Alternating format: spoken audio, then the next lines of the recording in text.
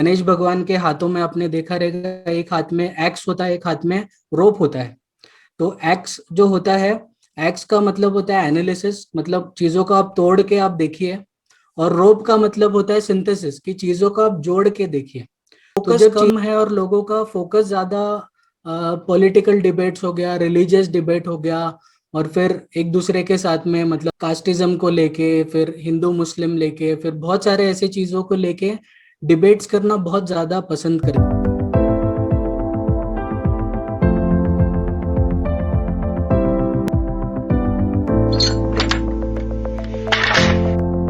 और 2010 से लेके 2017 तक मैंने काफी सारा इंफॉर्मेशन इकट्ठा कर लिया था, और काफी सारे बुक्स पढ़ लिए थे, और काफी सारे ये कर लिए थे।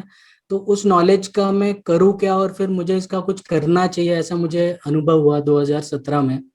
और मैं अपने जॉब लाइफ में बहुत ज़्यादा उलझा हुआ रहता था, तो मुझे थोड़ा सा मतलब ऐसा फीलिंग हुआ कि ये जो मैं, मेरा जो हॉबी है, पैशन है, जो मैं कंटिन्यूअसली फॉलो करता आया हूँ इतने सालों से, तो 2017 में मैंने सोचा कि चलो यूट्यूब एक अच्छा माध्यम है जहाँ पे मैं इस नॉलेज को दर्शा सकता हूँ लोगों के सामने, और लोगों को इसके बारे में बता सकता हूँ। और वही मैं करता हूँ। मतलब अभी काफ़ी साल हो गए हैं अभी। एंड अभी क्लोज टू 1 लाख सब्सक्राइबर के नज़दीक हम पहुंच रहे हैं, और जल्दी ग्रो होंगे। और जी शुभम जी। बहुत बहुत शुभकामनाएं। आशा है आप 1 लाख नहीं 10 लाख और उससे भी ऊपर पहुंचे। तो आपने जैसा कि पूरा बहुत ही अच्छे से बताया कि किस तरह से आपको कैसे मोटिवेशन मिला विदेश में, जब आपके मित्रों ने आपसे प्रश्न पूछे और दूसरे देश के मित्रों ने भी, तो अपने कल्चर के बारे में जानने की आपके अंदर जिज्ञासा हुई। और ना सिर्फ आपने खुद जाना पढ़ा, उसके बाद लोगों को भी वो बताना शुरू किया। एक चीज मैंने देखी है आपके चैनल में और दूसरे चैनल में, जो अंतर है वो है कि आप एनिमेशन के थ्रू चीजों को बताते हैं।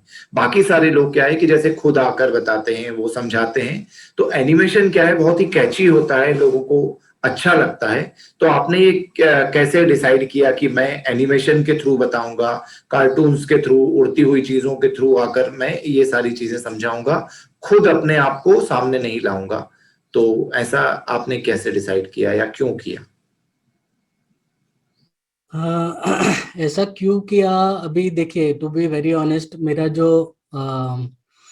मेरी जो शुरुआत हुई थी 2017 में, जब मैंने ये डिसीजन लिया कि मुझे इस तरीके का कुछ करना चाहिए यूट्यूब के ऊपर, तो मुझे उस समय में पता नहीं था कि मैं किस तरीके से करूँ। ना मेरे पास कोई कैमरा था अच्छा, और ना ही मैं मोबाइल पे भी कैमरा में इतना ज़्यादा इंटरेस्टेड था कि मैं वीडियो शूट करूँ, या फिर खुद को शूट कैसे करते हैं। और मतलब सच कहूँ तो समय भी बहुत ही ज़्यादा कम मिलता था इन सब चीज़ों को, मतलब इसके बारे में सोचने के लिए।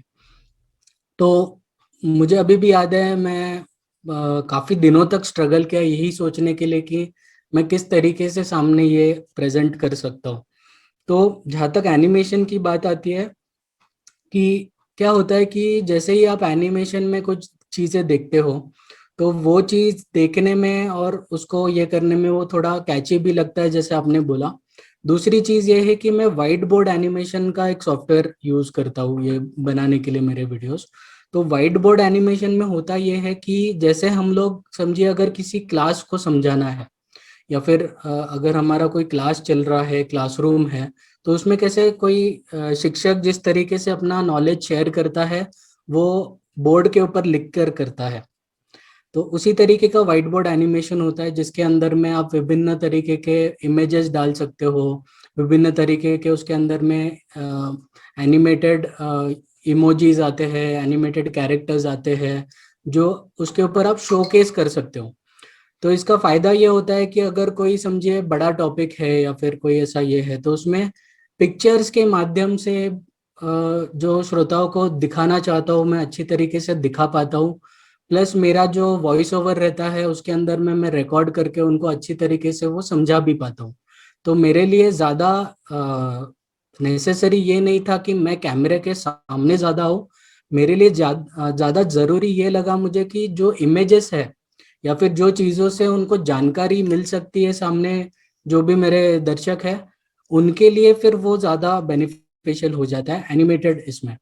तो अपने मतलब मेरे जितने भी वीडियोस हैं, मैं पहले अपना नाम भी नहीं डालता था, मैंने बहुत अभी रिसेंटली वीडियोस में अपना नाम डालना शुरू किया, जस्ट बिकॉज किसी ने मुझे बोला कि एटलीस्ट आप नाम डाल दिया करो ताकि लोगों को पता चले कि कौन बात कर रहा है।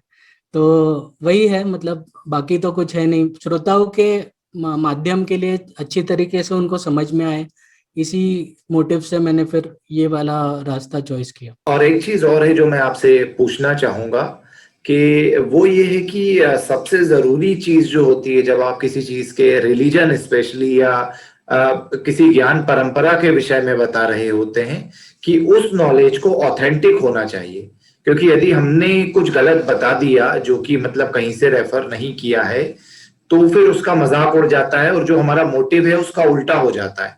तो आप क्योंकि सारी की सारी चीजें बताते हैं, विथ रेफरेंसेस बताते हैं, तो इसके लिए आपको बहुत सारी पढ़ाई करनी पड़ती होगी क्योंकि अलग अलग टॉपिक्स हैं। कभी आप मेटलर्जी बता रहे हैं, कभी टेम्पल बता रहे हैं, कभी आयुर्वेद बता रहे हैं। तो आपको कौन कौन सी बुक्स इसके लिए पढ़नी पड़ी और क्या आप अभी भी रिसेंटली पढ़ रहे हैं? तो यदि आप कुछ आपका रेफरेंस मटेरियल बताएंगे तो व्यूअर्स भी यदि भारत के बारे में जानना चाहें तो उन किताबों को पढ़कर जान सकते हैं। जैसे आपने शायद इंडिका वगैरह का भी जिक्र किया है एक दो वीडियोस में, ग्रीक का कुछ बताया है तो। जी। शुभम जी, देखिए मेरा मैं किसी भी श्रोताओं को इस तरीके का ये नहीं देना चाहता हूँ कि कुछ सिलेक्टेड बुक्स से ही उनको काफी ज्यादा जानकारी मिल जाएगा और फिर वो एक तरीके से इनजस्टिस होगा बाकी बुक्स के लिए जिसके अंदर, क्योंकि बुक्स इतने सारे हैं। तो उसमें क्या होता है कि मेरा जो मेन तरीका है स्टडी करने का वो मैं शेयर कर सकता हूँ, ताकि श्रोताओं को एक तरीके से एक इंस्पिरेशन मिल सके, या फिर अगर उनको पढ़ाई स्टार्ट करना है रिगार्डिंग इंडियन कल्चर तो उसको किस तरीके से शुरू करें। तो मैंने एक चीज पढ़ी कि अ, हमारा जो लर्निंग इसके अंदर में काफी सारे पद्धतियां हमको बताई गई है कि किस तरीके से आपने अभ्यास करना चाहिए। तो किसी चीज का अगर आप अभ्यास करते हो तो आपको पहले तो वो चीज ऑब्जर्व करनी चाहिए, दूसरी चीज वो चीज को आपको एनालाइज करना चाहिए और फिर उसको सिंथेसाइज करना चाहिए। तो जब ऑब्जर्व करते हो आप चीजें as a third person, for example अगर कोई एक टॉपिक से रिलेटेड मुझे बहुत ज्यादा लगाव है, तो उस टॉपिक से रिलेटेड अगर कोई क्रिटिसिज्म होगा तो वो क्रिटिसिज्म को मैं कभी भी अम, थोड़ा मैं इग्नोर करने की कोशिश करूंगा, क्योंकि मेरा उस पर्टिकुलर टॉपिक के ऊपर एक अटैचमेंट है। लेकिन अगर मैं एज अ थर्ड पर्सन उसको ऑब्जर्व करता हूँ, नॉट बीइंग अटैच्ड उस पर्टिकुलर टॉपिक से, तो उस टॉपिक से रिलेटेड कुछ अगर क्रिटिसिज्म्स है, कुछ अगर खराब बातें हैं, बुरी बातें, तो उसको भी मैं देख पाता हूँ। तो ये ऑब्जर्वेशन के माइंडसेट से जब मैं एनालिसिस करना चालू करता हूँ वो पर्टिकुलर टॉपिक को लेके, तब मेरा एनालिसिस और भी अच्छी तरीके से होता है। जैसे अगर कोई विषय अगर स्पेसिफिक मैं उठाता हूँ, उस विषय में मैं जब पढ़ना शुरू करता हूँ तो वो जो मेरी पढ़ाई होती है उसके पीछे मेरा बायसनेस मैं पीछे रख के उसको अच्छी तरीके से हर एक एस्पेक्ट उसका ढूंढने की कोशिश करता हूँ। और मुझ में एक आदत है कि मैं कभी भी एक या दो मटेरियल पढ़ के मैं कंक्लूजन नहीं लाता हूँ, बिकॉज जैसे अंग्रेजी में बोलते हैं नेवर जज a book by its cover. तो हर बुक की अपनी अलग अलग एक थीम होता है। वो जो ऑथर रहता है वो अपने अपने हिसाब से उस चीज को लिखते हैं, उनके भी रेफरेंसेस होते हैं। तो मेन बुक जो है हमारे, जैसे हमारे वेद पुराण, हमारे जितने भी महाकाव्य है, हमारे जितने भी ब्राह्मणास आरण्यका और जितने भी हमारे ग्रंथ हैं, मेन ग्रंथों को तो स्टडी अलग से रेफर करना ही चाहिए। लेकिन उसके साथ साथ हम जब पढ़ते हैं, हम अगर समझिए हमारे जितने भी गुरु हो चुके हैं, जिन्होंने भी जो उसके ऊपर व्याख्यान दिए हैं, उसके ऊपर भाष्य लिखे हैं, उसके ऊपर अलग अलग जगह पे अलग अलग किताबें लिखे हैं, आज के मॉडर्न टाइम्स में भी, उन सारे बुक्स में अगर आपने चार या पांच बुक्स भी अगर अच्छी तरीके से पढ़ लिए और आपने मेन ग्रंथों को रेफर कर लिया, तो आपको उस विषय में काफी ऐसा जानकारी मिल जाता है जिससे कि आप एक कंक्लूजन पे आ सकते हो। लेकिन एनालिसिस के बाद में जब आपको कंक्लूजन पे आना होता है, तभी आपके सामने में काफी सारा इंफॉर्मेशन रहता है जो मतलब आपको कंफ्यूज भी कर सकता है। तो उसके लिए क्या करना होता है, उसके लिए लास्ट स्टेप होता है सिंथेसिस। अभी सिंथेसिस का मतलब क्या होता है कि आपने जो भी सांख्य किया है, मतलब जो एनालिसिस किया है, उसको आप अपनी प्रज्ञा को यूज करके, प्रज्ञा इज बेसिकली इंटेलेक्ट, आपके इंटेलेक्ट को यूज करके आप उसका एक सिंथेसिस कीजिए, आप उसको जोड़िए। जैसे गणेश भगवान के हाथों में आपने देखा रहेगा, एक हाथ में एक्स होता है, एक हाथ में रोप होता है। तो एक्स जो होता है, एक्स का मतलब होता है एनालिसिस, मतलब चीजों को आप तोड़ के आप देखिए। और रोप का मतलब होता है सिंथेसिस, कि चीजों को आप जोड़ के देखिए। तो जब चीजों को आपने तोड़ के उसके डिटेल्स देख लिए, फिर उन चीजों को जब आप जोड़ लेते हो तो उसका जो सिंथेसिस बनता है वो आपको एक ब्रॉडर पर्सपेक्टिव देता है। इसी तरीके से मैं फिर कंक्लूजन पे आता हूँ, और मेरे वीडियो के टॉपिक्स भी उसी तरीके से मैं बनाता हूँ, उसी तरीके से सिलेक्ट करता हूँ। उसके अंदर जितनी ज्यादा हो सके, मतलब मैं शायद 100% ना देता हूँ, हो सकता है, लेकिन जितना ज्यादा हो सके उतना ज्यादा उसमें मैं रेफरेंसेस देने की कोशिश करता हूँ। जिसमें फिर कोई श्लोक हो गया, किसी ने कुछ लिखा है उसके बारे में, जो भी रेफरेंसेस दे सकता हूँ मैं उसमें देने की कोशिश करता हूँ। यही मेरा तरीका है। तो जैसा कि आपने बताया कि आप इस तरह से रेफरेंसिंग करते हैं और किसी एक बुक पर निर्भर ना रहते हुए व्यूअर्स को बहुत सारी किताबों में से पढ़कर और नॉलेज को गेन करना चाहिए। तो अंत में मैं आपसे ये पूछना चाहूंगा कि आपका कोई मैसेज है हमारे व्यूअर्स के लिए, क्योंकि जो व्यूअर्स हैं जो भारतीय ज्ञान परंपरा को जानना चाहते हैं, वो सभी अभी यंगेस्ट कंट्री हैं, हम लोग बहुत सारे यूथ ऐसे हैं जो उसको जानना चाहते हैं, इंडियन परंपरा को। तो उनके लिए आपका कोई मैसेज? अ, देखिए, सबसे बड़ा प्रॉब्लम आज के युवाओं के साथ है भारत में, कि हम लोग, काफी लोग, ये जागृति जो हमको चाहिए वो जागृति थोड़ा गलत मैसेज के थ्रू पास ऑन हो रहा है यूथ में। मतलब काफी सारा आक्रोश है, और काफी सारा रिलीजियस डिबेट हम लोग बहुत ज्यादा करते हैं, रादर देन हमारे जो कल्चरल कल्चरल वैल्यू है हमारे देश का, हमारी धरती माँ का जो कल्चरल वैल्यू है, कि जिस तरीके के नॉलेज सिस्टम हमारे देश में रह चुके हैं, उनका जो अभ्यास होना चाहिए, उसके ऊपर फोकस कम है, और लोगों का फोकस ज्यादा पॉलिटिकल डिबेट्स हो गया, रिलीजियस डिबेट हो गया, और फिर एक दूसरे के साथ में, मतलब आप बोल सकते हो, मतलब कास्टिज्म को लेके, फिर हिंदू मुस्लिम लेके, फिर बहुत सारे ऐसे चीजों को लेके डिबेट्स करना बहुत ज्यादा पसंद करते हैं लोग। तो वो आजकल के यूथ को वो भावना बदलनी चाहिए, क्योंकि हमारा जो देश रह चुका है वो इस तरीके का रह चुका है। आप समझिए कि जितने भी हमारे साइंटिस्ट ही बोलूंगा उनको, जितने भी हमारे सेजेस रह चुके हैं, उनका जो ऋषि मुनिया रहते थे, वो हमेशा एक स्पिरिचुअल पाथ के थ्रू जाकर उन्होंने ये सारे शोध किए। तो ऐसा नहीं है कि मैं आपको ये बोल रहा हूँ कि आप वन में जाके आप तपस्या कीजिए, वैसा नहीं। बट स्पिरिचुअलिटी को फॉलो करने के पीछे बहुत सारे ऐसे आदतें हैं जिसमें हमारा जीवन सुधरता है, हमारा माइंड स्टेबल होता है, हमारे लाइफ के जितने भी एस्पेक्ट होते हैं, वो सारी चीजें जो हमको हार्म करते हैं, वो सारी चीजें कम होती है।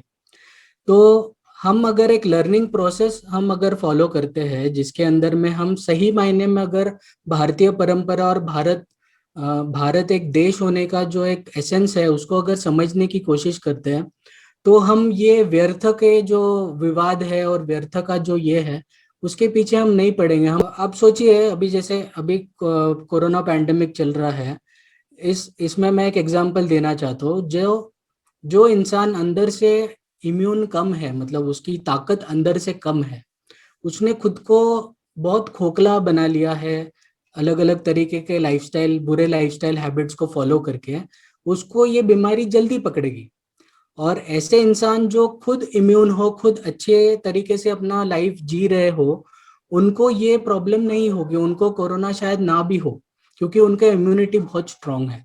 इसी तरीके से हमारा देश तभी आगे बढ़ पाएगा जब हमारा जितने भी नॉलेज सिस्टम है, जितने भी ग्रंथ है जो हमको ना ही टेक्निकल बल्कि स्पिरिचुअल, फिलोसॉफिकल, और जितने भी पॉजिटिव चीजें हमारे ग्रंथों में से हमको मिलती है, उन सारी चीजों का अगर हम सेवन ना करें, अभ्यास ना करें, उनको अगर सीखे ना और अपने लाइफ को ना सुधारें, और सिर्फ हम इसी इसमें जीते रहे कि हमेशा मुझे एक वॉर करना है या फिर दूसरे रिलीजियस लोगों से लड़ना है। मैं ऐसा नहीं बोल रहा हूँ कि हमको हमको विवाद या फिर ये नहीं करना चाहिए, लेकिन उसका एक लिमिट होता है। अगर आप खुद के नॉलेज सिस्टम्स का कुछ भी अभ्यास नहीं कर रहे हो और कुछ भी आपका लर्निंग नहीं है डेली, और आपके लाइफ में कोई भी डेवलपमेंट नहीं है, तो में भी अंधविश्वास आपका फैलते जाएगा, बढ़ते जाएगा। जैसे आज हो रहा है, मतलब हमारे जो टेम्पल आर्किटेक्चर का जितना भी हमारे नॉलेज सिस्टम है, उसको एक अंधविश्वास की तरह फॉलो किया जा रहा है, उसको एक अंधविश्वास की तरह माना जा रहा है। बहुत सारी चीजें लोग डर के मारे करते हैं, मतलब हमारे जितने रिचुअल हो गए, पूजा पाठ करने का तरीका हो गया, यज्ञ करने का, ये सारे एक फॉर्मेलिटी बन के रह गए हैं। और लोग इसी फॉर्मेलिटी के बेसिस पे दूसरे लोगों से लड़ रहे हैं, आपस में लड़ाइयाँ हो रही है, आपस में डिबेट्स हो रहे हैं।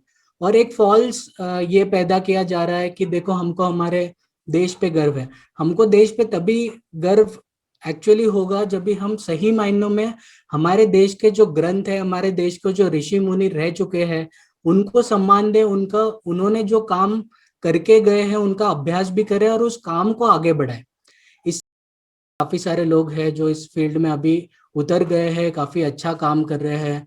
जैसे आप हो, बहुत सारे और भी लोग हैं मेरे जान पहचान के। बहुत सारे ऐसे राइटर्स हैं जिन्होंने लिखना शुरू किया है, ऑथर्स हैं जिन्होंने इस विषय में लिखना शुरू किया है, लेकिन वो परसेंटेज बहुत कम है। तो आज के यूथ से मैं इतना ही बोलना चाहूंगा कि चीजों को आप अच्छी तरीके से समझिए, परखिए, उसके बाद ही अपना जो रिएक्शन रहता है उसको दीजिए। बायस्डनेस कभी भी मत रखिए, हर चीज को समान नजरों से देखिए, समदर्शी ना रखिए, हर चीज का दर्शन कीजिए, चीजों को देखिए, समझिए, उसको ऑब्जर्व कीजिए। और तभी मतलब विवाद करने से अच्छा आप संवाद करने में ज्यादा बिलीव रखिए। मतलब विवाद से क्या होता है कि दूसरे को हारना है, लेकिन संवाद से क्या होता है कि दोनों को किसी कंक्लूजन पे आना है। तो दोनों चीज में बहुत अंतर है।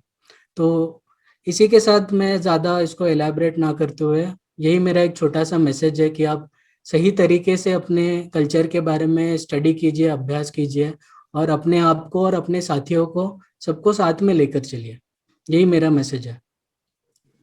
जी, तो हम लोगों से जुड़ने के लिए बहुत बहुत धन्यवाद आपका। और आशा है कि सारे व्यूअर्स इस चीज़ से शिक्षा लेंगे, सीखेंगे और जेन्युइनली अपने जो शास्त्र हैं, अपनी जो ज्ञान परंपरा है, उसको फॉलो करेंगे, अपेक्षाकृत उसके जो कि आज पॉलिटिकल डिबेट्स में यूथ उलझ जाता है। तो आपका बहुत बहुत धन्यवाद राजेश जी, हमसे जुड़ने के लिए। Thank you. धन्यवाद।